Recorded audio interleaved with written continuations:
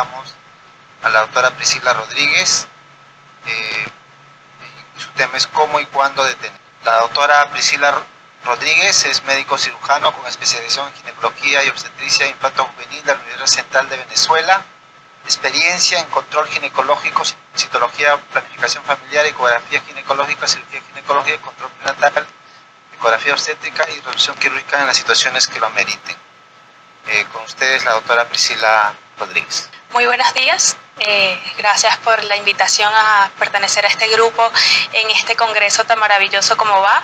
Y veo que a algunos nos ha costado recuperarnos del pisco de ayer, pero en los que estamos, bueno, espero que podamos aprovechar estos minutos.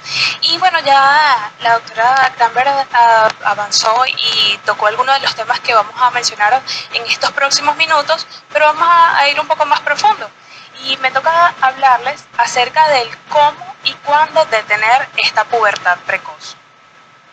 Para hablar de ello, empecemos entonces con los criterios de inicio del tratamiento. Es diferente los criterios diagnósticos. Es una paciente que ya tenemos el diagnóstico, sí está haciendo una pubertad precoz. Ahora, ¿cuáles son los criterios? O sea, a todas las pacientes que diagnosticamos pubertad precoz les vamos a tratar. Vamos a ver que tenemos algunos criterios para esto. Luego, ¿cuáles son los objetivos que nosotros percibimos para iniciar el tratamiento? ¿Qué opciones terapéuticas tenemos cuando tomamos la decisión de iniciar el tratamiento?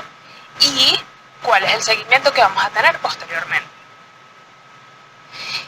Para empezar entonces, el cómo y cuándo más bien es cuándo y cómo. Entonces, ¿cuándo? Va a depender de la etiología y ya es una paciente que hemos estudiado, que hemos diagnosticado la pubertad precoz y depende entonces de la etiología para decidir el tratamiento, por supuesto. Y es el caso de cuando tenemos una etiología específica, tratar la etiología específica en muchas ocasiones nos va a ayudar entonces a detener los cambios puberales. Así ocurre en la hiperplasia suprarrenal congénita, en el síndrome de Mancon-Albright, pero también tener en cuenta que en estas situaciones pudiese tenerse una estimulación central secundaria dándonos el resultado de una pubertad precoz verdadera. Entonces, en estas circunstancias también vamos a requerir el tratamiento. En los casos de tumores de ovario, también se nos puede surgir la duda de si el quiste que estamos viendo en el ovario es productor de estrógenos o si este folículo es producto de la estimulación del eje hipotálamo-hipófisis.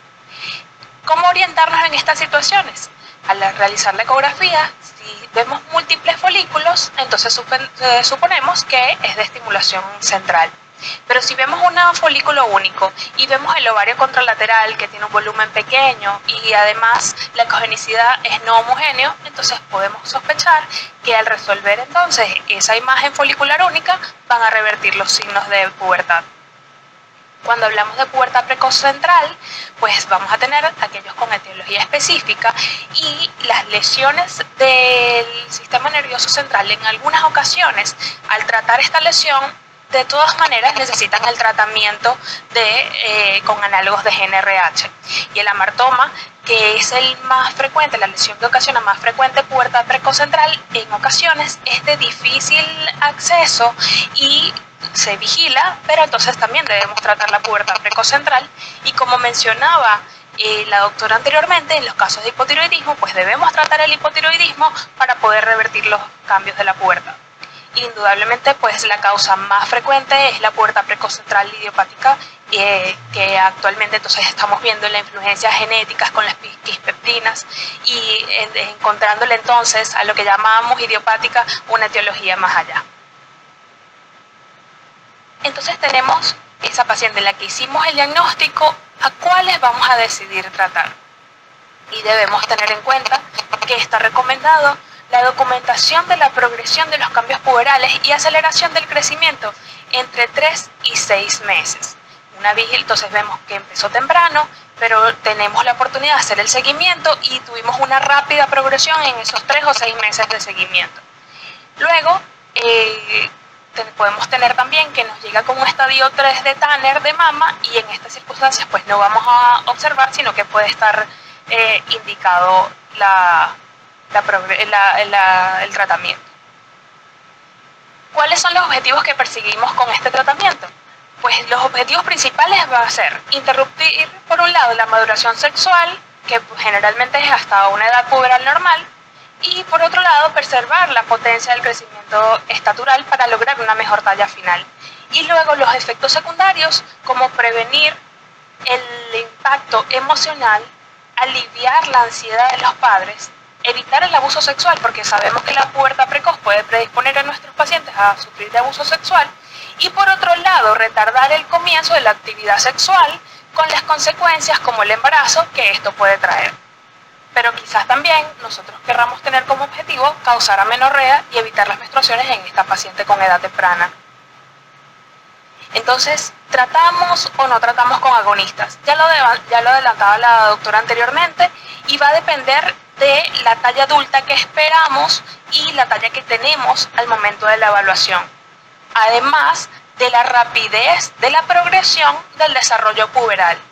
Como vimos, en realidad, aquellos casos que tienen una progresión muy rápida van a tener mayor afectación de la talla final. Y por el contrario, algunos casos que empiezan temprano, pero la progresión es un poco más lenta, se ha visto que muchas no tienen afectación de la talla final. Pero ahí está el verdadero dilema y el mayor reto. ¿Cómo saber que la paciente que tenemos al frente pertenece al grupo que va a ver afectada la talla final o no va a verse afectada la talla final?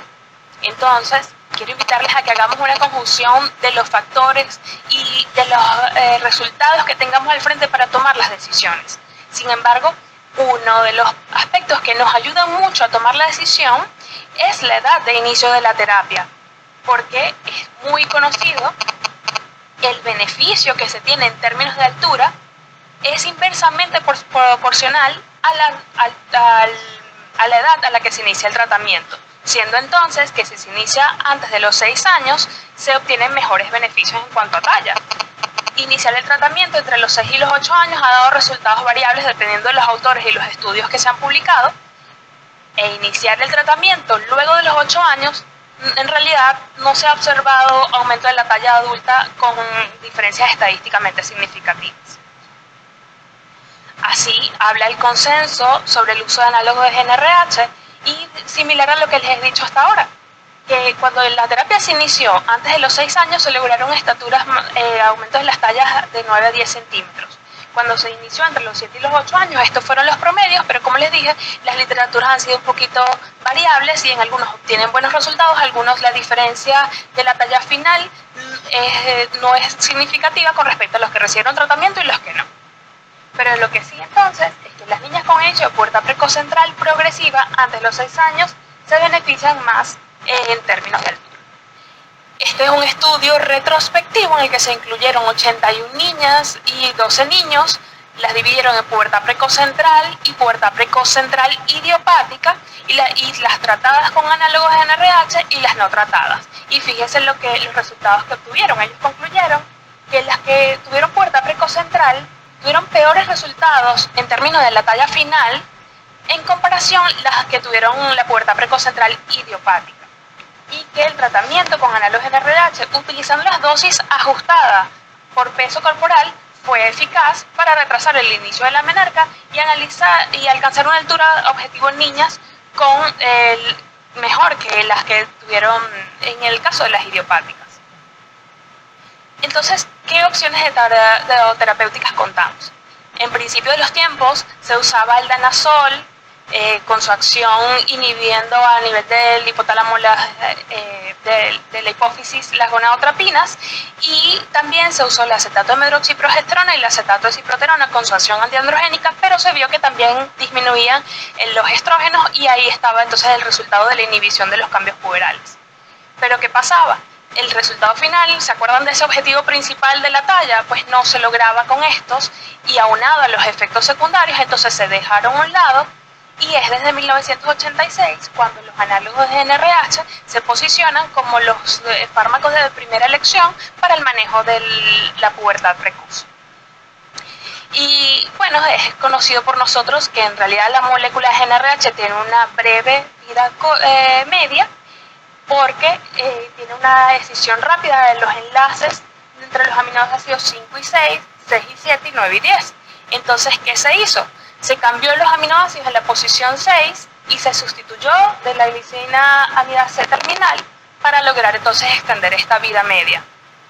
Y es muy conocido por nosotros el mecanismo por el cual actúan los análogos de GNRH logrando los objetivos que nosotros buscamos. Y tenemos el principio que estos análogos van a crear una estimulación rápida, pero posteriormente esa unión del análogo al receptor del GNRH ocasiona una desensibilización con un mensaje que se envía al nivel del núcleo, disminuye la transcripción para estos receptores y entonces vamos a tener como resultado final la inhibición del eje a nivel de las gonadotropinas con disminución de los estrógenos, logrando el objetivo que nosotros deseamos. Entonces sí, el tratamiento de elección es con análogo de GNRH, pero con el advenimiento de los tiempos, ¿cuáles son las opciones que tenemos? Se han creado diferentes métodos de administración, diferentes frecuencias, y la verdad es que está de la mano del cuidador, de la mano del especialista, del médico tratante, explicar los efectos secundarios, explicar los beneficios de cada una de las opciones con las que contamos para tomar una mejor decisión. Y pues debemos considerar, para nosotros poder brindar la mejor asesoría, algunos factores principales, como el componente activo, si contamos con diferentes componentes activos. Pero la verdad es que se ha demostrado que tienen igual eficacia. Además, la vía de administración, qué beneficios y riesgos contamos con algunas de ellas. Y además también la frecuencia de administración, estamos trabajando con niños y a mayor frecuencia de administración, o sea, mientras más tengamos que administrarlo, esto va a disminuir la adherencia al tratamiento. Es más llanto, es menos deseos de ir al médico porque ya me toca la puya, pero además de estos factores, el tamaño de la aguja influye. La cantidad del líquido a infundir influye en tomar la decisión porque va a ayudarnos o no a la adherencia del tratamiento. Y en esta tabla lo que quise presentarles es un resumen de las opciones que tenemos, las vías de administración, y vamos a ver un poco cada una de ellas. Entonces tenemos que los de acción más rápida van a ser administración intranasal o subcutánea, pero veamos la frecuencia que tienen. El intranasal es 2 a 4 veces al día y el subcutáneo 1 vez al día, con estas presentaciones que contamos acá. Básicamente, pues sí, los beneficios son esos, tenemos una acción más rápida, pero las desventajas es que son múltiples inyecciones, múltiples dosis diarias, lo que disminuye la adherencia al tratamiento. Después tenemos las presentaciones de... Después tenemos las presentaciones de depósito, mensuales, trimestrales, semestrales, y los implantes anuales. Con estas presentaciones pues mejora la adherencia porque las dosis son un poco más espaciadas, y de estas, las que tienen más estudios con respecto a la talla final son las dosis mensuales de leuprolide. Pero saber que se ha demostrado eficacia también con las otras opciones trimestrales y semestrales. Y vamos a hablar un poquito más a fondo entonces de los implantes anuales. Esta tabla que les traje es un poquito para hacer esta comparación entre las opciones de análogos que tenemos. Y fíjense que en este estudio evaluaron los niveles de los picos de LH tras una estimulación, donde se considera que unos niveles menores a 4 hablan de una buena inhibición. Y fíjense los resultados que se obtuvieron. También se evaluaron que los valores de estrógeno, teniendo, fíjense que en cuanto a porcentajes de pacientes que obtuvieron un valor menor a 20 picogramos por mililitro, muchos de ellos y la mayoría obtuvieron el 100% de los pacientes alcanzaron estos valores. Hablemos un poquito más de estos implantes porque son la última opción. Se espera mucho de estos implantes porque como es una vez al año, pues que se mejore la adherencia al tratamiento, que sea un solo dolor al momento. Pero, ¿qué pasa? ¿Qué beneficios o desventajas tenemos? Pues es el alto costo que pueden tener estos implantes, que no sé en sus países, pero en mi país aún no es una opción viable y no está al alcance de todos. que existen pocos estudios, porque como es relativamente nuevo, pues entonces no comparan la seguridad y la eficacia a largo tiempo, y tener en cuenta también las consideraciones psicológicas, porque sí, hay personal que trabaja con niños y pueden realizar el procedimiento con anestesia local, pero en muchas circunstancias se ha descrito que se debe realizar con anestesia general. Entonces, anestesia general al momento de colocarlo y luego al momento de retirarlo. Sí, puede tener un mejor cumplimiento, pero en base a esto de la frecuencia de administración. También es importante mencionar que se ha descrito 22 a 28% de rotura con retención de algunas de estas piezas, y estas piezas retenidas han demostrado inhibición del eje por largos periodos de tiempo. Y si además este paciente se pierde de la consulta con esta pieza retenida, pues entonces también tenemos este efecto que todavía no se ha estudiado, porque se pensaba que su acción duraba 1 año, pero han salido otros estudios que la acción dura 2 años, y adicional entonces se reportó un caso de que un paciente se perdió de la consulta y la inhibición del eje duró hasta 7 años. Entonces, aún falta un poco más de estudios, sin embargo, ya en algunos lugares están siendo utilizados por esto de la frecuencia de administración. Entonces, ya vimos las opciones de las moléculas con las que contamos, decidimos cuál es la mejor para el paciente que tenemos al frente, cuáles son los resultados que esperamos con este tratamiento. Una remisión de las características sexuales puberales, menos la pubarquia, porque recordemos que la pubarquia es por la vía de los andrógenos y esa vía no la estamos teniendo en cuenta con estos tratamientos. Además, reducción de la celeridad de este crecimiento y del avance de la edad ósea. Estos son los resultados que nosotros quisiéramos obtener con el tratamiento. Y para eso entonces vamos a hacer el monitoreo. ¿Y cómo vamos a hacer el monitoreo? Principalmente con los signos clínicos. Y vamos a estudiar entonces y ver la progresión de los estadios de Tanner de mama o la regresión de los mismos, el flujo genital, estos cambios de la pubertad que habíamos visto antes. También evaluar la tasa de crecimiento. Entonces vamos haciendo nuestra curva de crecimiento, la medida de la talla al momento de la primera consulta y luego en las consultas sucesivas. La maduración ósea, solicitando la edad ósea. Y con respecto a los niveles de LH, se han propuesto una muestra aleatoria de LH con un valor menor a 0.6, habla de una buena inhibición, o valores menores a 4, luego de la estimulación con GnRH, habla de una buena inhibición. Recordar que estos tratamientos tienen efectos secundarios como sofocos, cefaleas, reacciones leves en el sitio de punción, el aumento de peso está controvertido, ya lo vamos a hablar, y el sangrado genital. Y este sangrado genital, recordando la acción del análogo de GnRH, que en un principio es estimulatorio, entonces puede ocasionar esto, y se han descrito algunos casos que este sangrado no se autolimita, sino que debe ser tratado como un SUA también.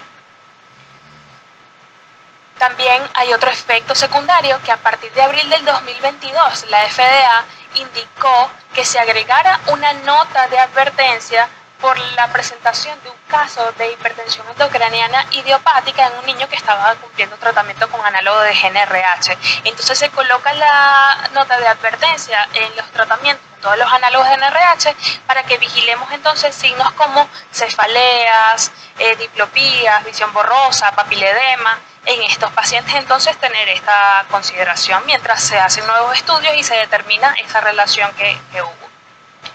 Quizás entonces la próxima duda que les surja, según lo que hemos conversado hasta ahora, es ¿hasta cuándo vamos a tratarla? Y como les mencionaba la doctora anteriormente, se ha descrito que debe ser hasta una edad ósea de aproximadamente 12 años, que además se debe individualizar la decisión, tomando en cuenta entonces la altura que hemos logrado hasta el momento del tratamiento, tomar en cuenta la edad cronológica y decir, bueno, vamos a dar el tratamiento hasta una edad cronológica puberal regular, y también el contexto psicosocial. Existen controversias y ya les adelantaba que el aumento del peso post-tratamiento es una controversia, pero todos conocemos que muchos de los pacientes que cursan con pubertad precoz tienen un índice de masa corporal elevado y se ha demostrado leves aumentos de peso post-tratamiento, pero con no un índice de masa corporal elevado con una diferencia estadísticamente significativa post-tratamiento. También se ha puesto en duda con respecto al impacto sobre la masa ósea, pero esto se ha demostrado que no tiene efectos deleterios, y también se ha puesto en duda con respecto a la fertilidad después del tratamiento. Más bien, sabemos que los análogos de NRH se usan para preservar la fertilidad en pacientes oncológicas. Entonces, se ha demostrado que luego del tratamiento pueden tener su fertilidad futura sin verse afectada. Y pues también quería mencionarles aquellos casos en los que quizás no queremos detener la pubertad, todos los cambios completos, pero quizá sí queremos que la paciente no sangre, quizá queremos ocasionar amenorrea y evitar esta menarquia. Y no existen estudios controlados para dar una respuesta concreta con evidencias como nos gusta a nosotros, pero sí que la mayoría de las niñas que tienen la menarquia entre 9 y 10 años, luego de los 2 primeros ciclos suelen adaptarse y van un poco más allá de la angustia de los padres, de la angustia que transmiten los padres a los niños. Y siempre tenemos la opción de que si después de estos 2 ciclos la paciente pues ya se adaptó, pues dejarla sin inhibición, o si la angustia psicológica de la paciente es mayor, no lo puede controlar, pues entonces tomar la decisión de suprimirlo en ese momento. Y para estas opciones, incluso para aquellas que quizá tengan otros componentes como déficit neurológico o algún déficit físico e intelectual, pues el acetato de meroxiprogesterona de depósito es una buena alternativa para esto. Para finalizar, dejarles el mensaje que decidir iniciar la terapia en niños que inician la pubertad precoz central tardía sigue siendo un reto para nosotros en cuanto a vamos a lograr el objetivo que queremos en realidad, vamos a someter a esta paciente a efectos secundarios y vamos a lograr lo que queremos con respecto a la talla. Sigue siendo un reto, pero quise traerles las herramientas para que unamos las piezas al rompecabezas para tomar una mejor decisión. Y que también es un mensaje que interrumpir el tratamiento puede tener peores consecuencias en cuanto a la talla que aquellos pacientes que cumplen el tratamiento completo. Muchas gracias.